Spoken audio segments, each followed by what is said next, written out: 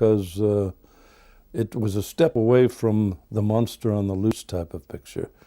For years, this medium of dimensional animation was associated only with the monsters, King Kong and The Lost World and The Beast from 20,000 Fathoms. How many cities can you destroy? So we tried to get away from that with the Sinbad films, which was the first step. And of course, the second step was going into Greek mythology. And Greek mythology lends itself so beautifully to this medium, because you can put on the screen these apparitions that you can only really see in a storybook. So I was delighted when we were able to make our first Greek mythology film. I think the medium of dimensional animation is just ideal for this type of story. Most of the early days, people wanted monster on the loose type of pictures.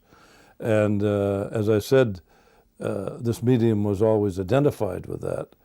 And so one kept making the same type of picture, more or less, of some creature coming out of somewhere, destroying something. Jason came out, I think, in 1963, and it must have been conceived about 2 years before that, because we have an enormous amount of pre-production that we go into. Charles Schneer and myself choose the subjects, usually, and unless we're handed a script by the studio. And then it goes through a long process. I have to develop visuals many times before the writer even comes on to the scene. And then the script goes through many different changes. Sometimes we have to have 2 or 3 writers on it. We have what you call sweatbox sessions, where Charles and myself and the writer, and sometimes the director, if he comes in early enough, we all throw in ideas and pick the script to pieces, which is a normal procedure in this case. And then a new concept is written in the final screenplay. I'm usually sent out to look for the locations because so much of it involves the dynamation medium. So I have to be very careful in picking locations that one can incorporate the type of creatures and animals or whatever we happen to have into those particular backgrounds. And I always am on the lookout for places that are completely unknown. That's one reason we left California. You can't keep using Malibu Beach and the Grand Canyon as lost worlds. And besides, television uses it all up. So we came over to Europe and located ourselves in England, where we're only about 2 or 3 hours away from various wonderful locations. We've used Petra in Jordan, which is only a few hours away. We've used many locations in Spain that had never been photographed before. And we've shot quite a number of our pictures in Italy. So we have a wide range of new and fresh locations to choose from whenever we start a new fantasy film. For inspiration, when I design my creatures, I usually use a great deal of reference from what has been done in the past. I like to know the classics, how they were approached. I delve into many different books of mythology and Arabian mythology. Sometimes we have to cross them. You can't take mythology directly, such as Jason or Clash of the Titans, and photograph it the way it's written in the mythology books, because it's very fragmented. In order to build a screenplay, we have to many times develop our own rearrangements so that the film will make sense and will gradually build to hold an audience for an hour and a half. So a screenplay has to be developed with that in mind. You can't simply take something out of one of the mythology books and put it on the screen the way it was written. I make about 400 continuity sketches based on the locations that we're going to use. And these continuity sketches are published in the script so that when we get to the point where we have to shoot something out of continuity, we know how many scenes we need in order to keep a flow of continuity. That's very important.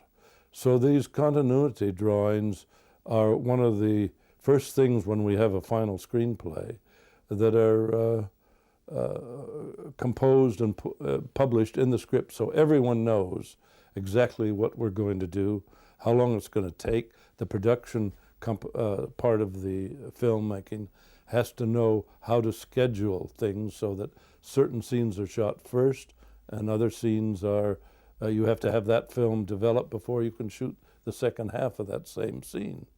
So all this has to be considered in order to get a flow of production. Eugene Laurier was a former art director, Don Chaffee was, and so was Jerry Durand. And they tend to notice, or rather, they tend to understand more clearly the problems of the technical problems that go into making up a film of this nature. So that's very valuable in keeping a flow of continuity and production values.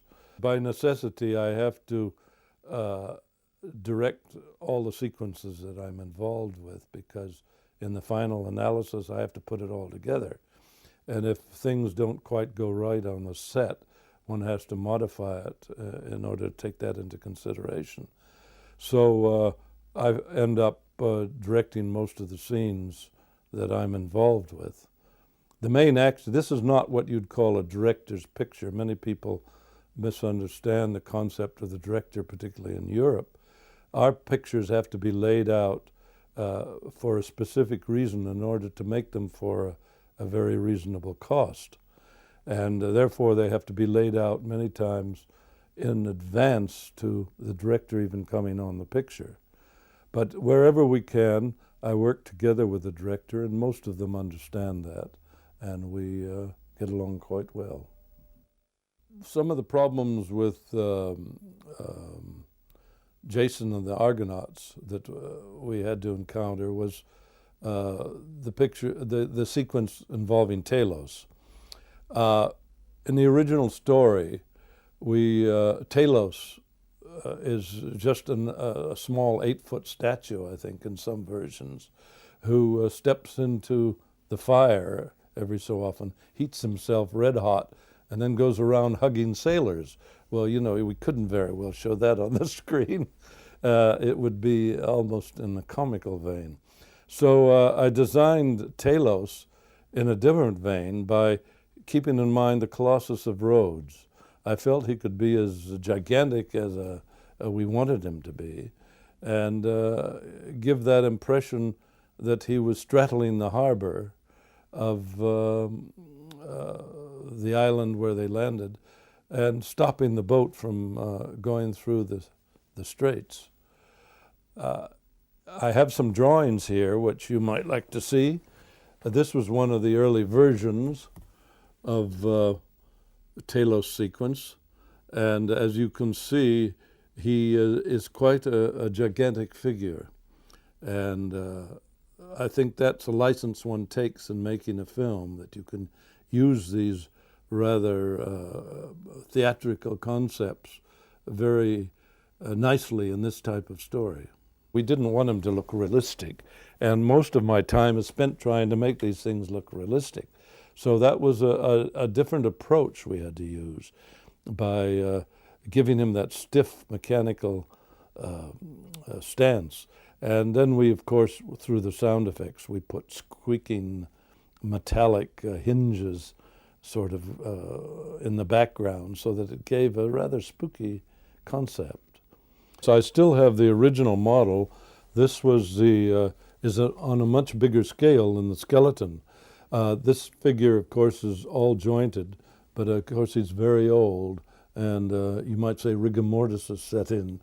And I dasn't move him, so I restored him by making another model in bronze, because one day this figure will be completely deteriorated. But you can see the height became much more important because the figure itself in the film was supposed to be, 100 feet, 80 feet, 100 feet in the air. So in that sense, it pays to make a bigger model. But in the long run, I prefer to work with much smaller models. So the harpy sequence presents another problem. This is an example of an early drawing I made where the harpies are attacking Phineas. Well, of course, any type of flying creature becomes very time-consuming because you have to string them on wires. You have to be sure that the wires do not photograph. And it takes almost twice or three times the length of time than a creature that has firmly got his feet on the ground. But this was quite an extensive sequence we had in the film and took a considerable length of time to do. One has to have all sorts of rigging up in the air to control frame-by-frame movements, because when you're if you notice in film, if you photograph something flying, you see great blurs. Well, that's very difficult to get in stop-motion photography, so we have to sometimes forget that. But you still get the effect that the creature is airborne by certain other techniques, such as the design of the wings. I usually design them with bat wings so that it gives the feeling that the air is in the side of the bulging wings. I had a little 5-year-old boy one time come up to me, I think it was from Guangxi, when he first saw Guangxi, and he said, "Mr. Harryhausen, you don't know anything about pterodactyls. They don't have bat wings." And he was quite right, but one has to take that license for the visuals, because the visual is important. If you just have a flat wing as a pterodactyl would have, you don't get the concept that he's airborne. He always looks like he's suspended with wires, at least to me. So that was one of the reasons we take a license such as that, and we also took that license in the harpies. We gave them the actors references. We have what you call monster poles, and so we would have a long stick with a head or something on it, and hold it up to the right height so everybody was looking at the same direction. And that's very important, particularly if you have a character moving. The actors have no concept except the drawings of just what they're looking at. So that's another reason I make these production drawings, is it gives everybody a chance to see what they're looking at in the final picture, because on the set there's only a pole with a head or a marker on the top. So it gives them a chance to have a reaction. It gives the director a chance to tell the actors just what he wants them to do and how to look. And it gives me a chance to remember the different moves that are necessary, so that months later, when the creature is put in, it'll all work in harmony together. In the Triton sequence, we had water. And water is always very difficult in stop motion. So we decided to use a real man and enlarge him through the process of traveling matte. And I think it worked out quite well. The clashing rock sequence was a very difficult scene to conceive, because the whole idea of rocks moving is against the laws of gravity, really.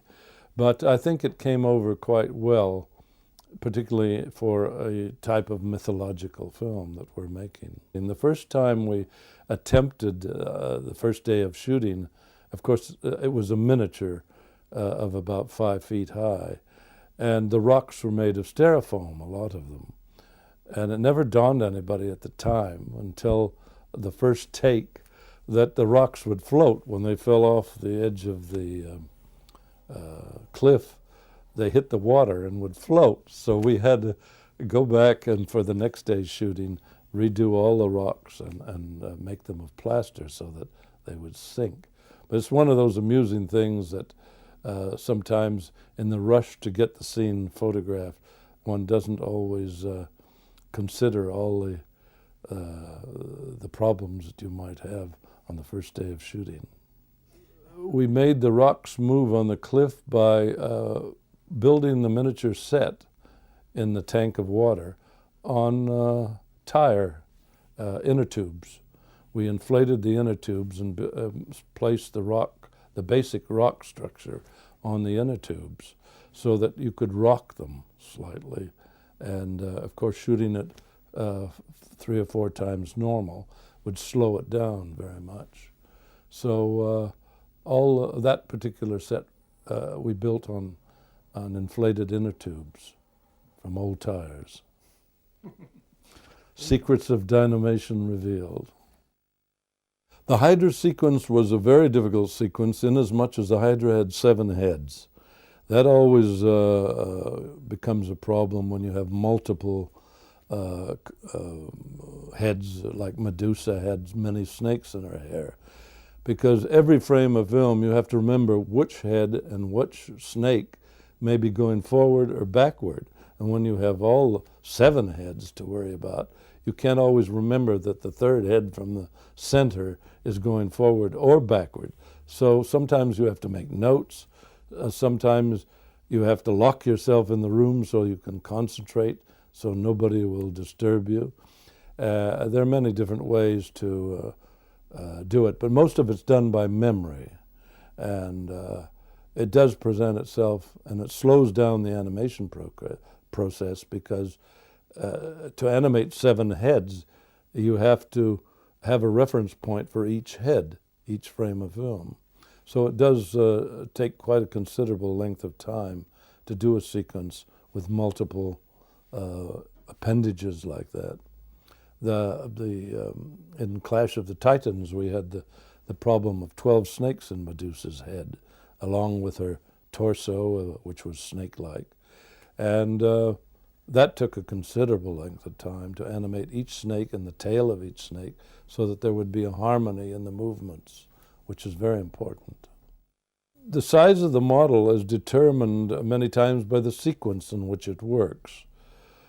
Many times we work with very small models. Now, I just happen to have a skeleton from Jason. Here is the size of the model we worked with in the skeleton sequence.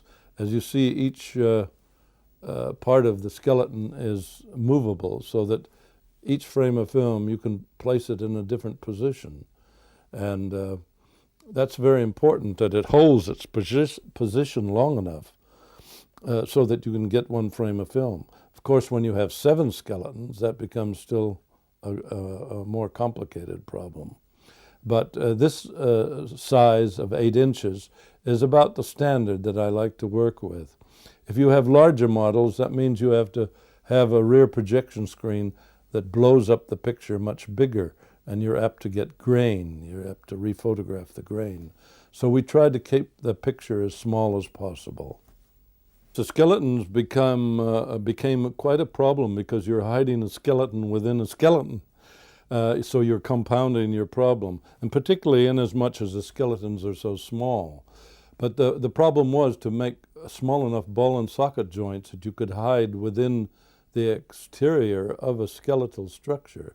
My father built the armatures for these particular models. He built 7 of them, and the ball and socket joints had to be very small and still be able to hold the model in position.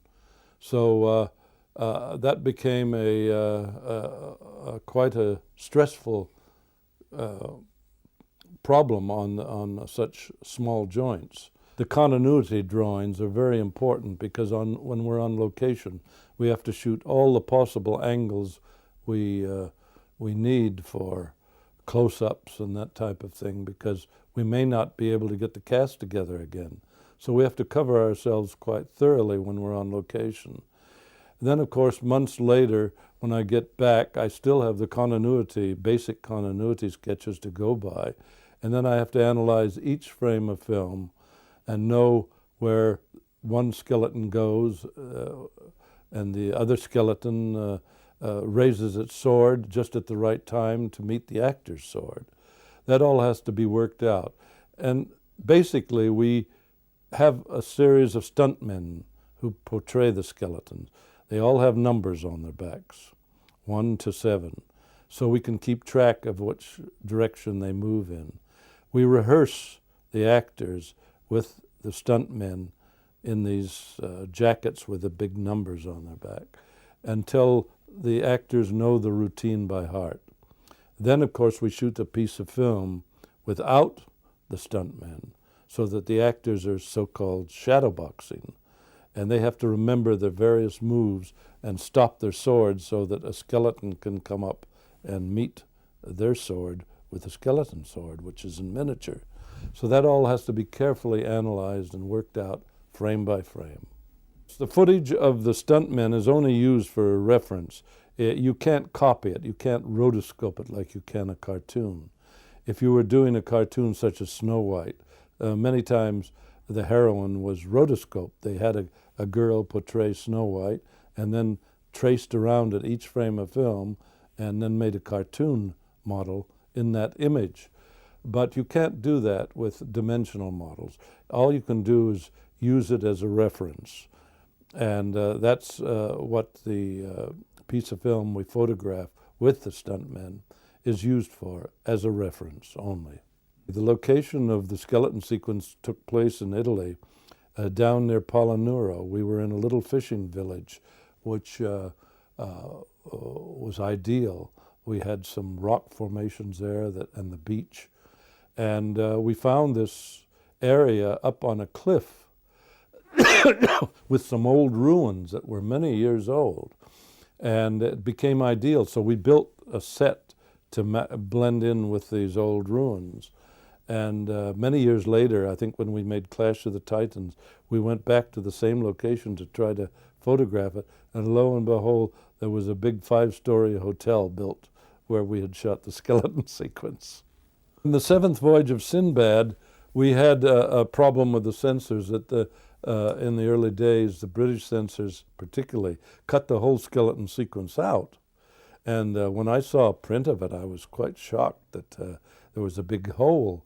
You were in the laboratory of the magician, and all of a sudden you were outside, and there was no skeleton sequence. And I later found out that they felt that the skeleton sequence would horrify little children. And but some of the things they see today, I think the skeleton sequence was quite mild.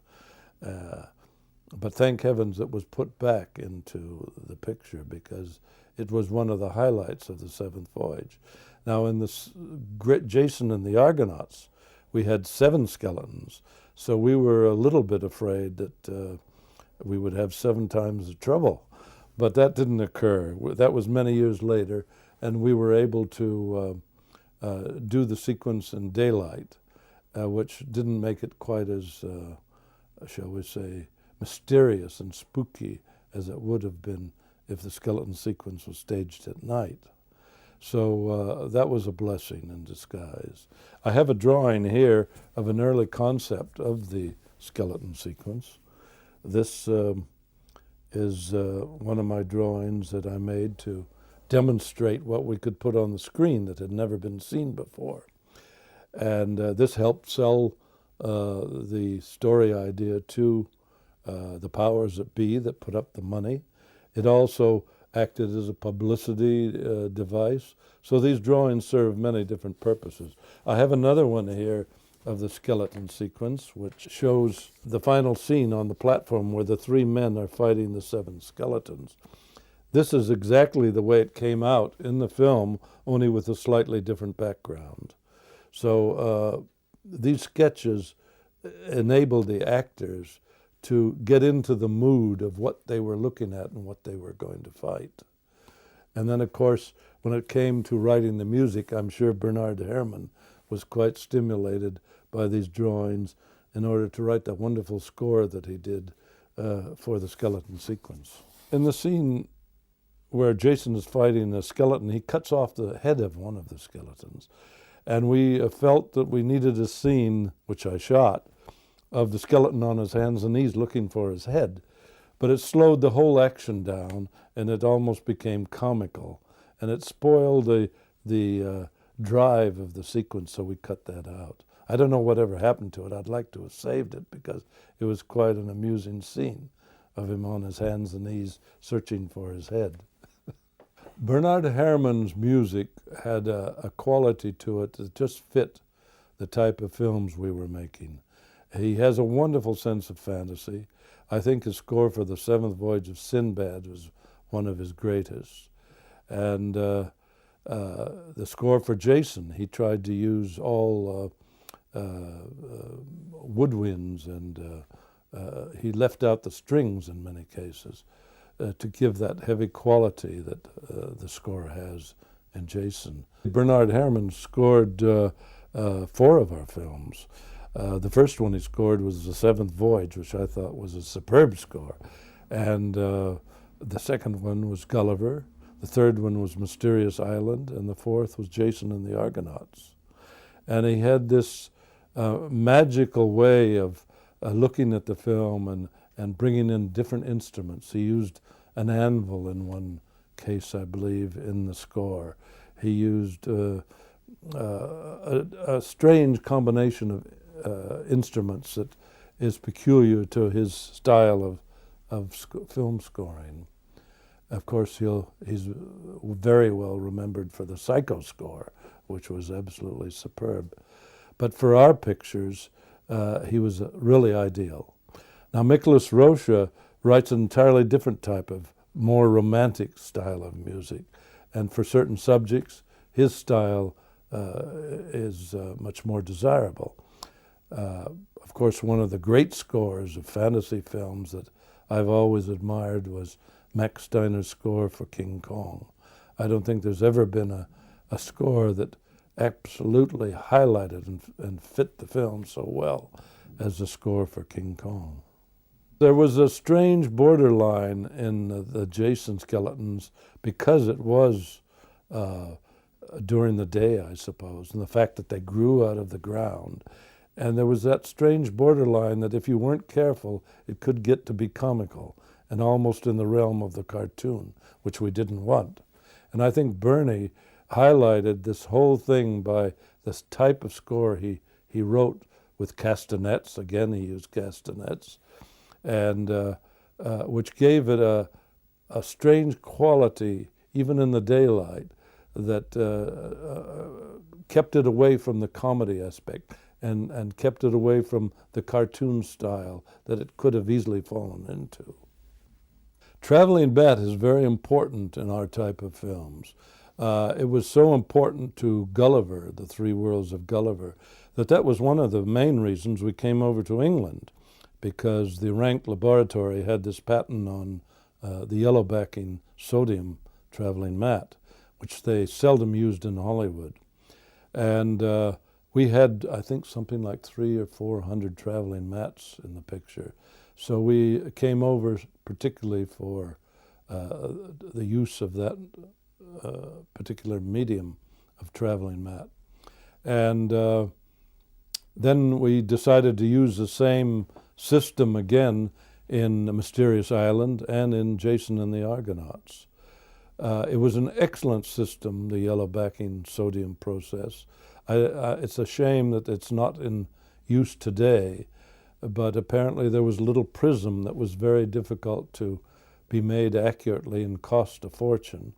And that was one of the reasons, I suppose, why it's no longer in use.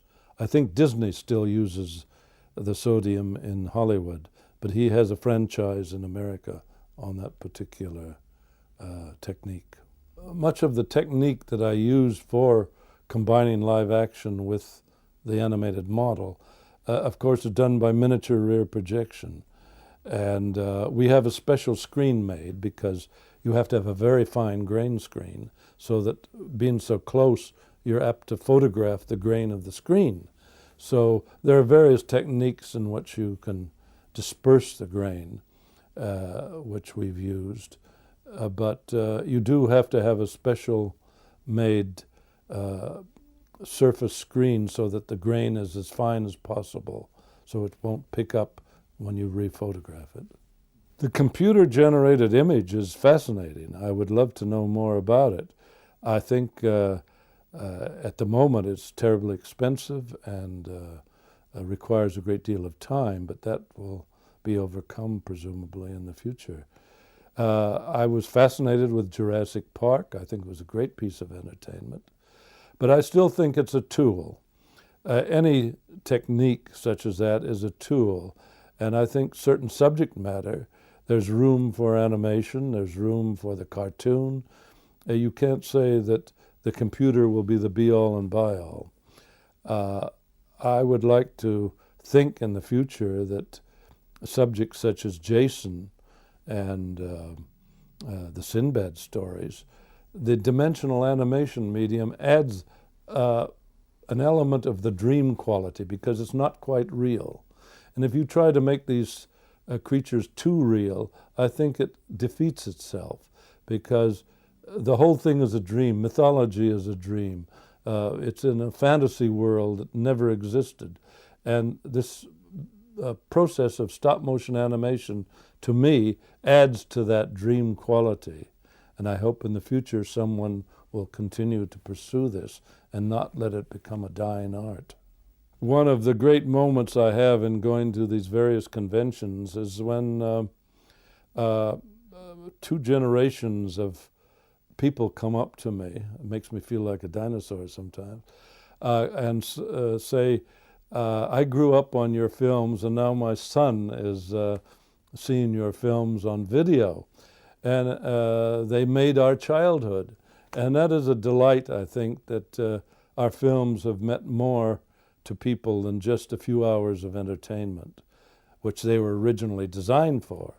But a lot of our films seem to have stimulated many fans to go into the business of special effects from our early black and white period.